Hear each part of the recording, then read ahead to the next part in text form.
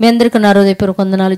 కలిగిన దేవుని పిల్లారా, మీ హృదయాలు వెలిగించే మాటతో మీ అద్దెకు వచ్చినాను కనుక మీరు నేను కలిసి ప్రభు మాటలు ధ్యానం చేసుకుందాం. రాత్రికాలం నుంచి మిమ్మల్ని, మీ కుటుంబాల్ని, మమ్మల్ని సంఘానికి జ్ఞాపకం చేసుకొని మనందరి ఎడల దేవుడు చేసిన ప్రతి మేలుకు ఉపకారమునకై శిరస్సు వంచి మన ప్రభు మన రక్షకుడు యేసుక్రీస్తు వారి నామలు తండ్రి అయిన దేవుడికి శిరస్సు వంచి వందనాలు తెలియజేసుకుంటూ కలిగిన దేవుని పిల్లారా, ఈరోజు మన ఆత్మలకు ఆహారంగా దేవుడు ఏ మాటలని నియమించాడు ఆ మాటలు ఒకసారి మనం ధ్యానం చేసుకుంటే మత్తయి సువార్త 5వ అధ్యాయము 16వ వచనంలో ఒక మాట రాయబడింది. దేవుని పిల్ల, మనుషులు మీ సత్క్రియలు చూచి పరలోకమందున మీ తండ్రిని మహిమపరచునట్లు వారి ఎదుట మీ వెలుగును ప్రకాశింపనివ్వుడే అన్నాడు. అంటే మన సత్క్రియలు చూసంట పరలోకమందున తండ్రిని మహిమపరచడానికి వారి ఎదుట నీ వెలుగును ప్రకాశింపనివ్వుడి అంటే మన వెలుగునంట ప్రకాశించే విధంగా చేయాలని దేవుని పిల్లారా, ప్రకాశించే విధంగా మనం ఉండాలంటే దేవుని పిల్లారా,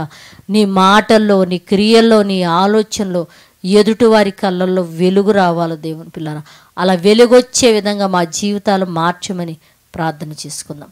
పరిశుద్ధుడా, జీవము కలిగిన మా పరలోకపు తండ్రి, నాయన నీ కృప కలిగిన నామానికి వందనాలు. నైనా మేము మాట్లాడిన చూచిన మా నడవడికలో తండ్రి వారితో మేము కలిసినప్పుడు తండ్రి మా వెలుగు వారి మీద ప్రకాశించి నీ వైపు తిరిగి రక్షణ పొందే విధంగా సహాయం చేయమని అడుగుతున్నాయి తండ్రి. అనాథ బిడ్డ ఎదుగో తండ్రి, భర్త లేని విధవరాలను కనుకరించండి. వాళ్ళ అవసరాల అక్కర్లో మీరు తోడుగుండి బిడ్డలను చల్లగా కాపాడి మీరు మహిమ పొందమని మా రక్షకుడు నీ కుమారుడని యేసుక్రీస్తు వారి నామములో ఈ ప్రార్థన అడిగి వేడుకుంటున్నాము తండ్రి. ఆమెన్. Happy new year.